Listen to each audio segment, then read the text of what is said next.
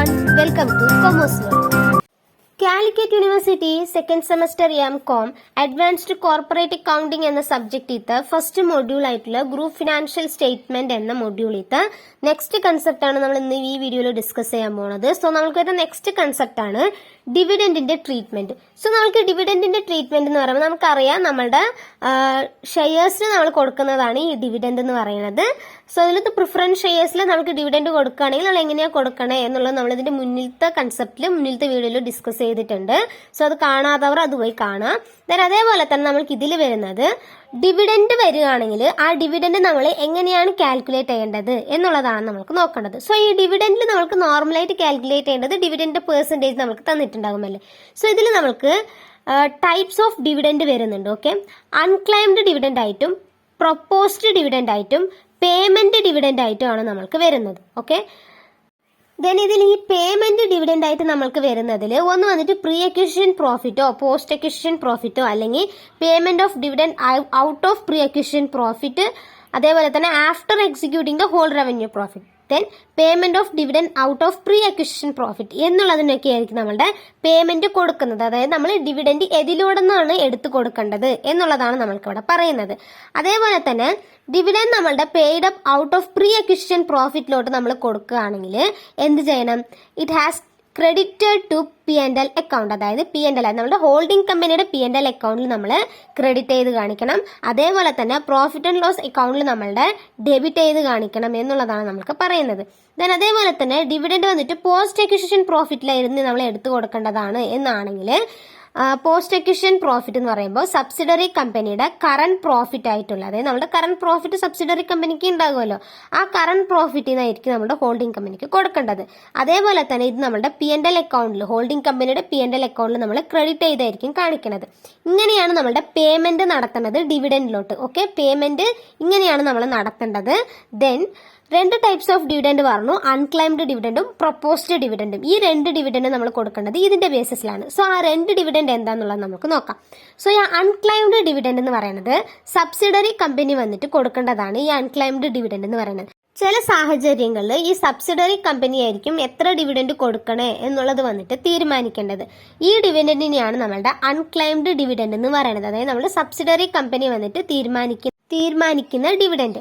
അതേപോലെ തന്നെ ഈ അൺക്ലൈംഡ് ഡിവിഡൻഡ് എന്ന് പറയുന്നത് holding company will be cancelled by the corresponding unclaimed dividend which appear in the asset side of the balance sheet of the holding company. Okay, holding കമ്പനിയുടെ asset സൈഡിൽ വരുന്ന സമയത്ത് നമ്മൾ എന്ത് ചെയ്യും? കറസ്പോണ്ടിങ് ആയിട്ട് വരുമ്പോൾ നമ്മളത് ക്യാൻസൽ ചെയ്ത് കളയുന്നതാണ് പറയുന്നത്.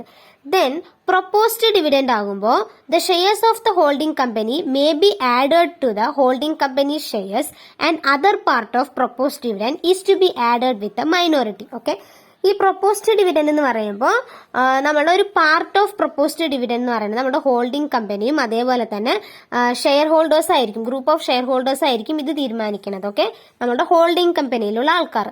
സോ ഈ ഹോൾഡിംഗ് കമ്പനിയിൽ വരുന്ന സമയത്ത് നമ്മൾ ഈ ഷെയർസ് എന്ന് പറയുന്നത് ഔട്ട് ഓഫ് പ്രൊപ്പോസ്ഡ് ഡിവിഡൻഡ് നമ്മളുടെ മൈനോറിറ്റി ഇൻട്രസ്റ്റിന്റെ കൂടെ ആഡ് ചെയ്തിട്ട് കൂടിയായിരിക്കും നമ്മളിത് കാണിക്കുന്നത് എന്നുള്ളതാണ് നമ്മളുടെ ട്രീറ്റ്മെന്റ് ഓഫ് ഡിവിഡൻഡിൽ വരുന്നത്. ഓക്കെ, ഒന്ന് വന്നിട്ട് നമ്മുടെ അൺക്ലൈംഡ് ഡിവിഡൻഡിന്റെ ട്രീറ്റ്മെന്റും ഇന്നൊന്ന് വന്നിട്ട് നമ്മുടെ പ്രൊപ്പോസ്ഡ് ഡിവിഡൻഡിന്റെ ട്രീറ്റ്മെന്റ് ആയിട്ട് രണ്ട് പ്രോബ്ലം ആയിട്ട് നമ്മൾ ഇതിൽ ഡിസ്കസ്. സോ ആദ്യം വരുന്നത് നമ്മുടെ അൺക്ലൈംഡ് ഡിവിഡൻഡിന്റെ ട്രീറ്റ്മെന്റ് ആണ്. The following the balance sheet of P limited and Q limited.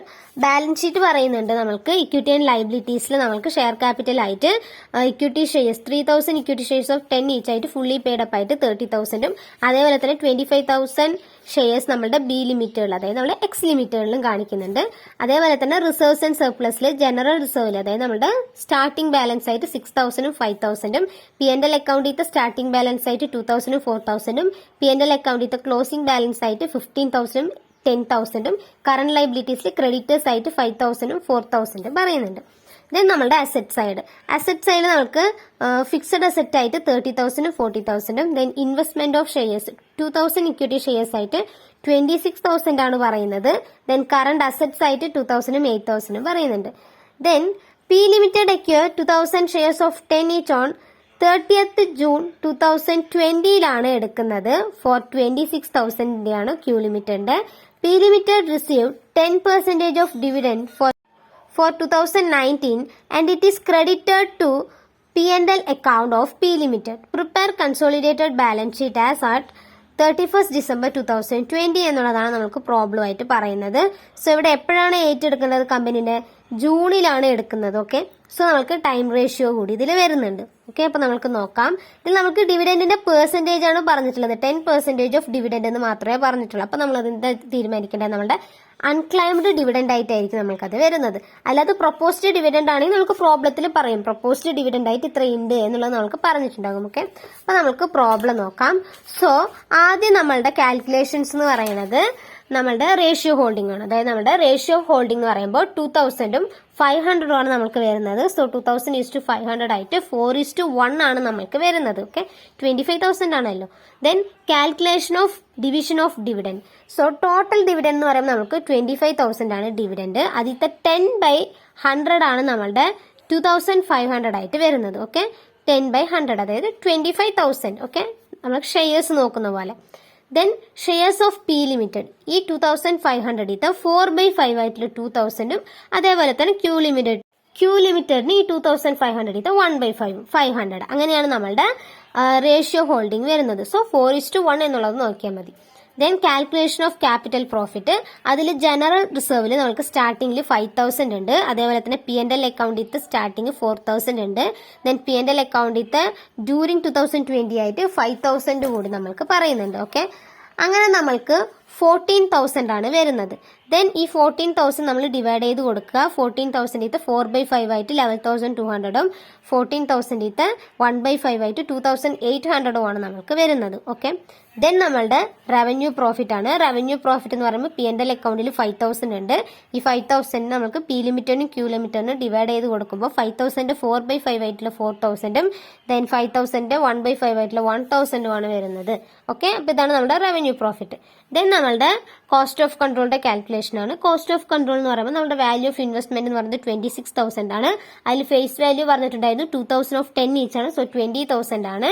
അതേപോലെ തന്നെ ഷെയർ ക്യാപിറ്റൽ നമുക്ക് പറയുന്നുണ്ടായിരുന്നു 11,200 കിട്ടിയിട്ടുണ്ട്. അതേപോലെ തന്നെ ഡിവിഡൻഡ് എന്ന് പറയുമ്പോൾ നമുക്ക് 2,000 ആണ് ഡിവിഡൻഡ് വരുന്നത്. അത് നമ്മൾ എന്ത് ചെയ്യണം? കോസ്റ്റ് ഓഫ് കൺട്രോൾ കണ്ടുപിടിക്കുന്ന സമയത്ത് മൈനസ് ചെയ്ത് കാണിക്കണം എന്നാണ് പറഞ്ഞിട്ടുണ്ടായിരുന്നത് അല്ലേ? എത്രയാണ് ഡിവിഡൻഡ് പറഞ്ഞത്? 10% ഡിവിഡൻഡ് ആണ് നമ്മൾക്ക് പറഞ്ഞിട്ടുണ്ടായിരുന്നത്. സോ ഈ 20,000ന്റെ 10% ആണ് നമുക്ക് ഡിവിഡൻഡ് ആയിട്ട് കിട്ടേണ്ടത്. സോ അങ്ങനെ വരുമ്പോൾ ഇത് മൊത്തം നമ്മൾ ടോട്ടൽ ചെയ്യുമ്പോൾ 33,200 ആണ് നമുക്ക് വരുന്നത്. സോ ഈ 26,000 33,200 മൈനസ് ചെയ്യുമ്പോൾ 7,200 ആയിട്ടുള്ള നെഗറ്റീവ് ബാലൻസ് ആണ്. അപ്പൊ നമുക്കത് എന്താണ്? ക്യാപിറ്റൽ റിസർവ് ആണ് നമ്മൾക്ക് കോസ്റ്റ് ഓഫ് കൺട്രോൾ കാൽക്കുലേറ്റ് ചെയ്യുമ്പോൾ കിട്ടിയത്. ദെൻ നമ്മളുടെ മൈനോറിറ്റി ഇൻട്രസ്റ്റ് കാൽക്കുലേഷൻ ആണ്. മൈനോറിറ്റി ഇൻട്രസ്റ്റ് കാൽക്കുലേഷൻ എന്ന് പറയുമ്പോൾ നമ്മുടെ ഷെയർ ക്യാപിറ്റൽ ഔട്ട്സൈഡേഴ്സ് വെച്ചിട്ടുള്ളത് എത്രയാണ്? 5,000 ആണ്. ദെൻ നമ്മളുടെ ഷെയർ ക്യാപിറ്റലിൽ വന്നിട്ട് നമ്മളുടെ ക്യാപിറ്റൽ പ്രോഫിറ്റ് ആയിട്ടുള്ള 2,800 റവന്യൂ പ്രോഫിറ്റ് ആയിട്ടുള്ള 1,000 ആഡ് ചെയ്യുന്ന സമയത്ത് നമുക്ക് 8,800 ആണ് നമുക്ക് മൈനോറിറ്റി ഇൻട്രസ്റ്റ് ആയിട്ട് വരുന്നത്. ഓക്കെ, അപ്പൊ ഇത്രയാണ് നമ്മളുടെ കാൽക്കുലേഷൻസ് വരുന്നത്. അൺക്ലൈംഡ് ഡിവിഡൻഡ് ആകുമ്പോൾ ജസ്റ്റ് നമ്മൾ കോസ്റ്റ് ഓഫ് കൺട്രോളിൽ ഡിവിഡൻഡ് എത്രയാണോ അത് മാത്രം ആഡ് ചെയ്ത് കാണിക്കുക എന്നുള്ളതാണ് നമ്മൾ ചെയ്യേണ്ടത്. ദെൻ നമ്മളുടെ കമ്പൈനിങ് നോട്ട്സ് ആണ്. ഷെയർ ക്യാപിറ്റൽ നമുക്ക് 30,000 ഉണ്ട്. റിസർവ്സ് ആൻഡ് സർപ്ലസിൽ ജനറൽ റിസർവ് ആയിട്ട് 6,000 P&L അക്കൗണ്ടിൽ സ്റ്റാർട്ടിംഗിൽ 2,000 P&L അക്കൗണ്ടിങ് ഡ്യൂറിംഗിൽ വന്നിട്ട് 15,000 അതേപോലെ തന്നെ നമ്മളുടെ റവന്യൂ പ്രോഫിറ്റ് ആയിട്ടുള്ള 4,000 ആഡ് ചെയ്ത് കൊടുക്കുക. അതേപോലെ തന്നെ ക്യാപിറ്റൽ റിസർവ് വന്നിട്ട് നമുക്ക് 7,200 ആണ്. സോ ഇത് മൊത്തം ടോട്ടൽ ചെയ്യുമ്പോൾ നമുക്ക് 34,200 ആണ് വരുന്നത്. ദെൻ ഇതിൽ നിന്ന് നമ്മൾ എന്ത് ചെയ്യുക? നമ്മളുടെ ഡിവിഡൻഡ് നമ്മൾ മൈനസ് ചെയ്യണം. ഓക്കെ, 2,000 ഡിവിഡൻഡ് വന്നിട്ട് നമ്മുടെ കമ്പൈനിങ് നോട്ട്സ് ചെയ്യുമ്പോൾ റിസർവ്സ് ആൻഡ് സർപ്ലസിൽ വന്നിട്ട് നമ്മൾ മൈനസ് ചെയ്ത് കാണിക്കുക. ഓക്കെ, ഡിവിഡൻഡ് 2,000 മൈനസ് ചെയ്യുമ്പോൾ 32,200 ആണ് നമ്മൾക്ക് റിസർവ്സ് ആൻഡ് സർപ്ലസിൽ വരുന്നത്. ദെൻ കറന്റ് ലൈബിലിറ്റീസിൽ പി ലിമിറ്റഡിൽ 5,000 ക്യൂ ലിമിറ്റഡിൽ 4,000 ആയിട്ട് 9,000 ആണ് വരുന്നത്. ടാഞ്ചിബിൾ അസറ്റ്സ് ആയിട്ട് പി ലിമിറ്റഡിൽ 30,000 ക്യൂ ലിമിറ്റഡിൽ 40,000 അങ്ങനെ 70,000. ദെൻ കറന്റ് അസറ്റ്സ് ആയിട്ട് പി ലിമിറ്റഡിൽ 2,000 ദെൻ ക്യൂ ലിമിറ്റഡിൽ 8,000 ആയിട്ട് 10,000 ആണ് നമ്മൾക്ക് മൊത്തം വരുന്നത്. അപ്പൊ ഇത്രയാണ് നമ്മളുടെ കമ്പൈനിങ് നോട്ട്സ് വരുന്നത്. ദെൻ നമ്മുടെ ബാലൻസ് ഷീറ്റ് ആണ്. ബാലൻസ് ഷീറ്റ് നമ്മുടെ ഷെയർ ക്യാപിറ്റൽ നമുക്ക് 30,000 ഉണ്ട്. റിസർവ്സ് ആൻഡ് സർപ്ലസിൽ 32,200 മൈനോറിറ്റി ഇൻട്രസ്റ്റ് നമുക്ക് 8,800 കിട്ടിയിട്ടുണ്ട്. ദെൻ കറന്റ് ലൈബിലിറ്റീസ് 9,000 അങ്ങനെ 80,000 ആണ് നമുക്ക് ബാലൻസ് ഷീറ്റ് വരുന്നത്. ദെൻ അതേപോലെ തന്നെ അസറ്റ് സൈഡിൽ വന്നിട്ട് നമുക്ക് ടാഞ്ചിബിൾ അസറ്റ്സ് ആയിട്ട് 70,000 കറന്റ് അസറ്റ്സ് 10,000 അങ്ങനെ മൊത്തം 80,000 ആണ് നമ്മുടെ ബാലൻസ് ഷീറ്റ് നമുക്ക് വരുന്നത്. ഓക്കെ, അപ്പൊ ഇങ്ങനെയാണ് നമ്മുടെ അൺക്ലൈംഡ് ഡിവിഡൻഡ് വന്നാൽ നമ്മൾ ചെയ്യേണ്ടത്. ദെൻ നെക്സ്റ്റ് നമ്മൾ നോക്കേണ്ടത് നമ്മുടെ പ്രൊപ്പോസ്ഡ് ഡിവിഡൻഡ് വന്നാൽ നമ്മൾ എങ്ങനെയാണ് ചെയ്യേണ്ടത്. സോ നമുക്ക് പ്രൊപ്പോസ്ഡ് ഡിവിഡൻഡിന്റെ ഒരു പ്രോബ്ലം നോക്കാം. P Limited is the holding company of Q Limited. The balance sheet of both companies as on 31st March 2020 is given below. Equity and liabilities നമുക്ക് പറയുന്നുണ്ട്. ഷെയർഹോൾഡേഴ്സ് ഫണ്ടായിട്ട് ഷെയർ ക്യാപിറ്റൽ വന്നിട്ട് 2,50,000 50,000. Then reserves and സർപ്ലസിൽ വന്നിട്ട് നമുക്ക് general reserve ആയിട്ട് സ്റ്റാർട്ടിംഗിൽ 1,05,000 25,000. P&L അക്കൗണ്ടിൽ 22,500 10,000. Then profit for the year വന്നിട്ട് 42,500 level 250 പറഞ്ഞിട്ടുണ്ട്. Then current ലയബിലിറ്റീസിൽ സൺട്രി ക്രെഡിറ്റേഴ്സ് ആയിട്ട് 60,000 23,000 ബിൽസ് പേബിൾ ആയിട്ട് 20,000 15,000 പറയുന്നുണ്ട്.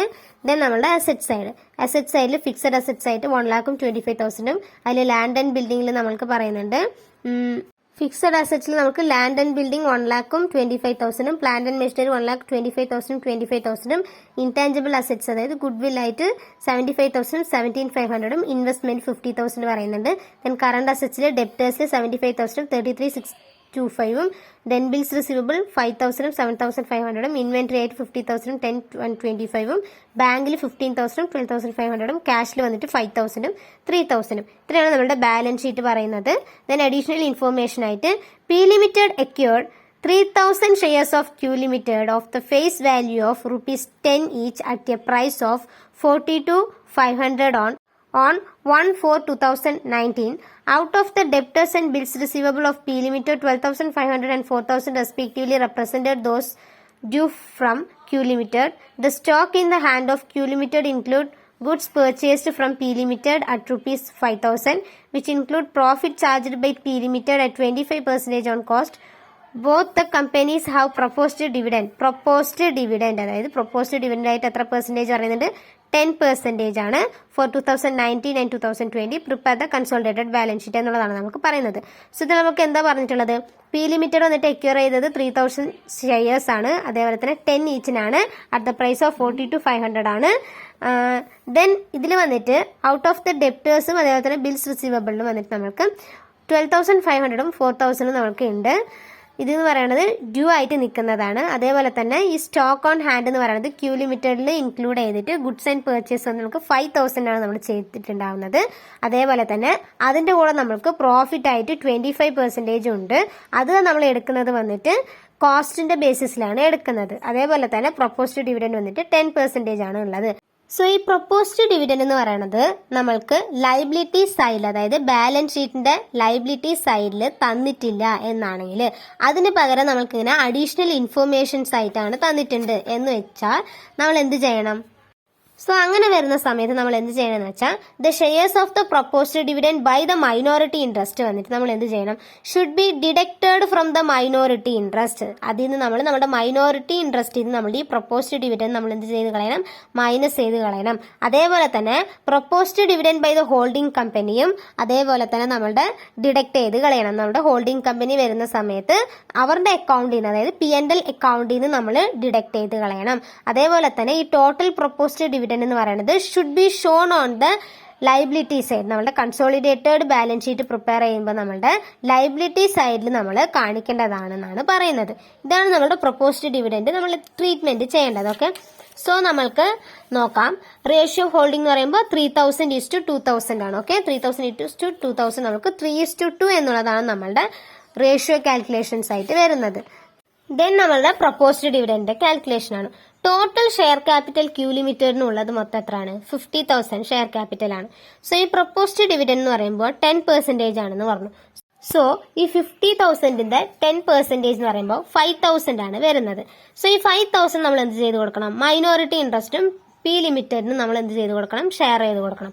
മൈനോറിറ്റിക്ക് വന്നിട്ട് ഈ 5,000 2/5 ആയിട്ടുള്ള 2,000ഉം പി ലിമിറ്റഡിന് വന്നിട്ട് ഈ 5,000 3/5 ആയിട്ടുള്ള 3,000 ആണ് നമ്മൾ കൊടുക്കേണ്ടത്. ഓക്കെ, ദെൻ നമ്മുടെ ടോട്ടൽ ഷെയർ ക്യാപിറ്റൽ പി ലിമിറ്റഡിനുള്ളത് 2,50,000 ആണ്. പ്രൊപ്പോസ്ഡ് ഡിവിഡൻഡ് എന്ന് പറയുമ്പോൾ ഈ 2,50,000 10% പറയുമ്പോൾ 25,000 ആണ് വരേണ്ടത്. അത് നമുക്ക് ആർക്കും കൊടുക്കേണ്ടതൊന്നുമില്ല. ഓക്കെ, ദെൻ നമ്മുടെ അൺറിയലൈസ്ഡ് പ്രോഫിറ്റ് കൂടി നമ്മൾ കാൽക്കുലേറ്റ് ചെയ്യണം. ബിക്കോസ് നമുക്ക് ഇവിടെ പറഞ്ഞിട്ടുണ്ടല്ലോ പ്രോഫിറ്റ് ആയിട്ട് 25% ഈടാക്കുന്നുണ്ട് എന്ന്.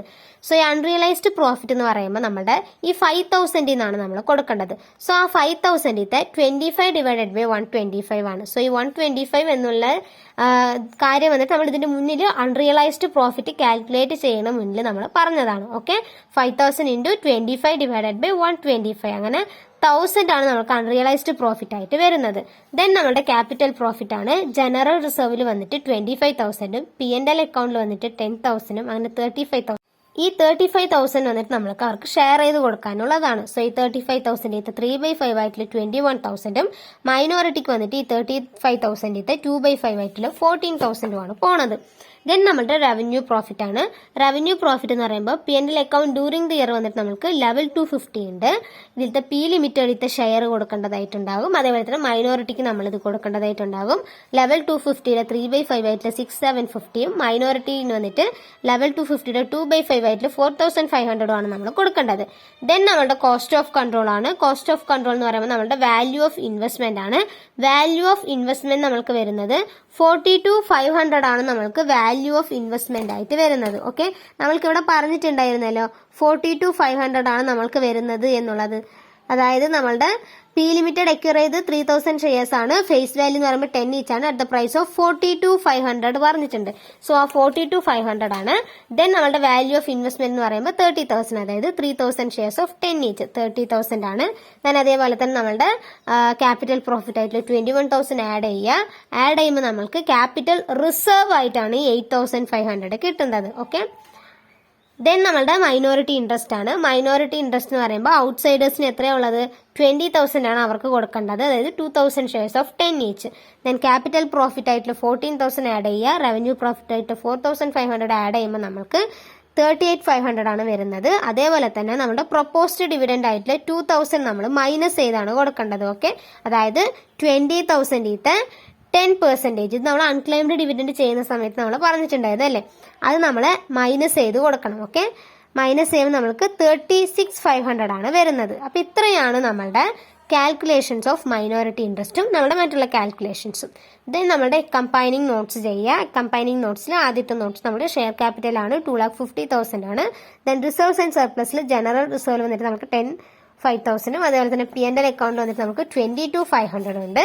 അതേപോലെ തന്നെ നമ്മുടെ P&L account during the year വന്നിട്ട് 42,500 ആഡ് ചെയ്യുക. അതേപോലെ തന്നെ ഷെയർസ് ഇൻ ക്യൂ ലിമിറ്റഡ് ആയിട്ട് 6,750 ആഡ് ചെയ്ത് കൊടുക്കുക. അപ്പൊ നമുക്ക് 7,1750 ആണ് നമുക്ക് വരുന്നത്. ദെൻ ഇതിൽ നിന്ന് നമ്മളുടെ അൺറിയലൈസ്ഡ് പ്രോഫിറ്റ് ആയിട്ടുള്ള 1,000 rupees മൈനസ് ചെയ്യുമ്പോൾ 77,550 ആണ് വരുന്നത്. പ്രൊപ്പോസ്ഡ് ഡിവിഡൻഡ് ആയിട്ടുള്ള 25,000 നമ്മൾ ആൾറെഡി കണ്ടുപിടിച്ച് വെച്ചിട്ടുണ്ടായിരുന്നു ആദ്യം ചെയ്യുന്ന സമയത്ത്. ആ 25,000 നമ്മൾ എന്ത് ചെയ്യണം? മൈനസ് ചെയ്ത് കളയണം. അപ്പോൾ നമുക്ക് 45,750 ആണ് കിട്ടേണ്ടത്. ദെൻ അതിൽ നമ്മൾ എന്ത് ചെയ്യണം? ക്യാപിറ്റൽ റിസർവ് ചെയ്ത് വെച്ചിട്ടുണ്ടല്ലോ നമ്മളുടെ 8,500, അത് ആഡ് ചെയ്ത് കൊടുക്കും. ക്യാപിറ്റൽ റിസർവ്സ് ഒക്കെ നമ്മൾ ആഡ് ചെയ്തതിന് ശേഷം നമ്മുടെ റിസർവ്സ് ആൻഡ് സർപ്ലസിൽ ഉള്ളത്. ദെൻ നമ്മുടെ കറന്റ് ലൈബിലിറ്റീസ് സൈഡാണ്. കറന്റ് ലൈബിലിറ്റി സൈഡ് വരുമ്പോൾ നമ്മുടെ സൺട്രി ക്രെഡിറ്റേഴ്സ് ആയിട്ട് നമ്മുടെ P ലിമിറ്റഡിൽ 60,000ഉം Q ലിമിറ്റഡിൽ 23,000ഉം ആയിട്ട് ടോട്ടൽ 83,000 ഉണ്ട്. ഇതിൽ നമുക്ക് മ്യൂച്വൽ ഓയിങ്സ് പറയുന്നുണ്ട്. 12,500 എന്ന് പറയുന്നത് നമുക്ക് മ്യൂച്വൽ ഓയിങ്സ് ആയിട്ട് വരുന്നത്. അതായത് നമ്മുടെ out of the debtors and bills receivable of P limited 12,500 and 4,000 respectively represent those due from Q limited, അതായത് ഡ്യൂ ഫ്രം Q ലിമിറ്റഡ് ആണ്. അപ്പൊ നമ്മൾ എന്താണ്? അത് നമ്മുടെ മ്യൂച്വൽ ഓയിങ്സ് ആണ്.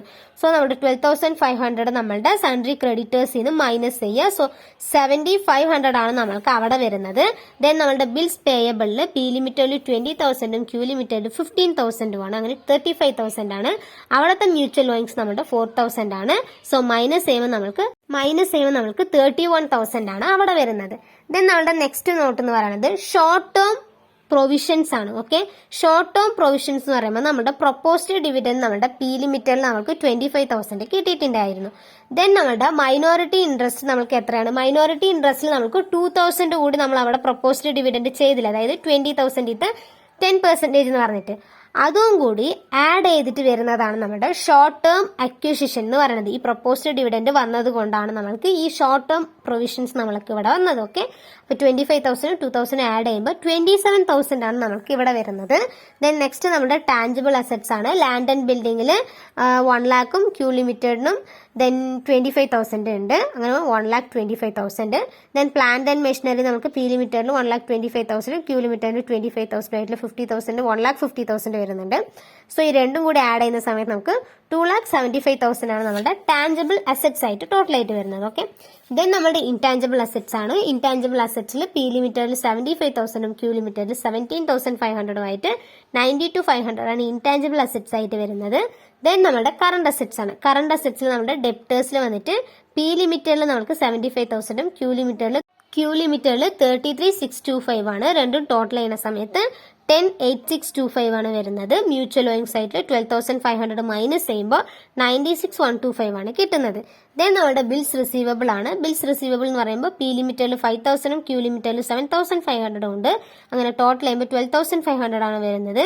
മ്യൂച്വൽ ഓയിങ് സൈറ്റിൽ 4,000 മൈനസ് ചെയ്യുന്ന സമയത്ത് 8,500 ആണ് നമുക്ക് ഇവിടെ കിട്ടുന്നത്. ദെൻ നമ്മുടെ ഇൻവെന്ററി ആണ്. ഇൻവെന്ററിയിൽ വരുന്ന സമയത്ത് നമുക്ക് പി ലിമിറ്റഡിൽ 50,000 ഉണ്ട്, ക്യൂ ലിമിറ്റഡിൽ 10,25 ഉണ്ട്. അങ്ങനെ 60,25 ആണ് വരുന്നത്. ഇതിൽ നമുക്ക് അൺറിയലൈസ്ഡ് പ്രോഫിറ്റ് ഉണ്ട്.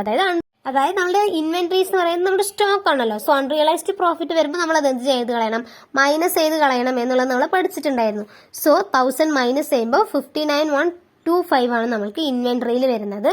ദെൻ നമ്മുടെ ബാങ്ക് ആയിട്ട് 15,000 പി ലിമിറ്റഡും ക്യൂ ലിമിറ്റഡ് 12,500 ആയിട്ട് 27,500 ഉണ്ട്. ദെൻ ക്യാഷ് ആയിട്ട് നമുക്ക് പി ലിമിറ്റഡിൽ 5,000 ക്യൂ ലിമിറ്റഡിൽ 3,000 ടോട്ടൽ 8,000 ആണ് നമുക്ക് ക്യാഷ് ആയിട്ട് വരുന്നത്. സോ ഇത്രയാണ് നമ്മളുടെ അക്കംപൈനിങ് നോട്ട്സിൽ വരുന്നത്. ഓക്കെ, ദെൻ ലാസ്റ്റ് നമ്മളുടെ ബാലൻസ് ഷീറ്റിന്റെ പ്രിപ്പറേഷൻ ആണ്. Equity and liabilities share capital ആദ്യത്തെ നോട്ടാണ്. അതിൽ നമ്മുടെ 2,50,000, റിസോഴ്സ് ആൻഡ് സർപ്ലസിൽ 1,59,250. ദെൻ മൈനോറിറ്റി ഇൻട്രസ്റ്റ് ആയിട്ട് നമുക്ക് 36,500 വന്നിട്ടുണ്ടായിരുന്നു. ദെൻ കറന്റ് ലയബിലിറ്റീസിൽ സൺട്രി ക്രെഡിറ്റേഴ്സ് ആയിട്ട് 7,500, ബിൽസ് പേയബിൾ ആയിട്ട് 31,000, ഷോർട്ട് ടേം പ്രൊവിഷൻസ് ആയിട്ട് നമ്മുടെ 27,000 ആണ്. അത് നമുക്ക് പറഞ്ഞിട്ടുണ്ടായിരുന്നു. നമ്മൾ ലാസ്റ്റ് നമ്മളുടെ പ്രൊപ്പോസ്ഡ് ഡിവിഡൻഡ് വരുമ്പോൾ നമ്മളുടെ ബാലൻസ് ഷീറ്റിൽ ലയബിലിറ്റി സൈഡിൽ നമ്മൾ കാണിക്കണം ഈ പ്രൊപ്പോസ്ഡ് ഡിവിഡൻഡിനെ എന്നുള്ളത് നമ്മൾ പറഞ്ഞിട്ടുണ്ടായിരുന്നു. എങ്ങനെയാണ് കാണിക്കേണ്ടത്? ഷോർട്ട് ടേം പ്രൊവിഷൻസ് ആയിട്ടാണ് നമ്മൾ കാണിച്ചിട്ടുണ്ടായിരിക്കുന്നത്. ഓക്കെ, അങ്ങനെ 27,000 ആണ് വരുന്നത്. മൊത്തം ഇത് ടോട്ടൽ ചെയ്യുമ്പോൾ 57,4250 ആണ് നമുക്ക് വരുന്നത്. ഓക്കെ, ദെൻ ടാഞ്ചിബിൾ അസറ്റ്സ് ആയിട്ട് അസറ്റ് സൈഡിൽ 27,500 വരുന്നുണ്ട്. ദെൻ ഇൻടാഞ്ചിബിൾ അസറ്റ്സ് ആയിട്ട് നമുക്ക് 92,500, ഇൻവെസ്റ്റ്മെന്റ് ആയിട്ട് 7,500, കറണ്ട് അസറ്റ്സ് ആയിട്ട് 96,125, ബിൽസ് റിസീവബിൾ ആയിട്ട് 8,500, ദെൻ ഇൻവെന്ററി ആയിട്ട് നമുക്ക് 59,125, ദെൻ ബാങ്ക് ആയിട്ട് 27,500, ക്യാഷ് ആയിട്ട് 8,000. അങ്ങനെ നമുക്ക് 57,425 ആണ് നമുക്ക് ഇവിടെ വരുന്നത്. ഓക്കെ, അപ്പൊ ഇത്രയാണ് നമ്മളുടെ ഡിവിഡൻഡ്, അതായത് നമ്മുടെ പ്രപ്പോസ്ഡ് ഡിവിഡൻഡും അൺക്ലൈംഡ് ഡിവിഡൻഡ് വന്നാൽ നമ്മൾ എങ്ങനെയാണ് ചെയ്യേണ്ടത് എന്നുള്ളതാണ് നമ്മൾക്ക് ഇതിൽ നോക്കിയത്. സോ നമ്മൾ ഈ ചാപ്റ്ററിൽ മിക്കവാറും നമ്മൾക്ക് എക്സാമിന് വരുന്ന എല്ലാ അഡ്ജസ്റ്റ്മെന്റ്സും നമ്മൾ നോക്കിയിട്ടുണ്ട്. ഓക്കെ, സോ നമുക്ക് ഇതിലൊരു 6-7 വീഡിയോസ് ആയിട്ട് നാം പാർട്ട് 1 പാർട്ട് 2 ആയിട്ട് അപ്ലോഡ് ചെയ്തിട്ടുണ്ട്. സോ നിങ്ങൾ ഈ അഡ്ജസ്റ്റ്മെന്റ് നോക്കുക.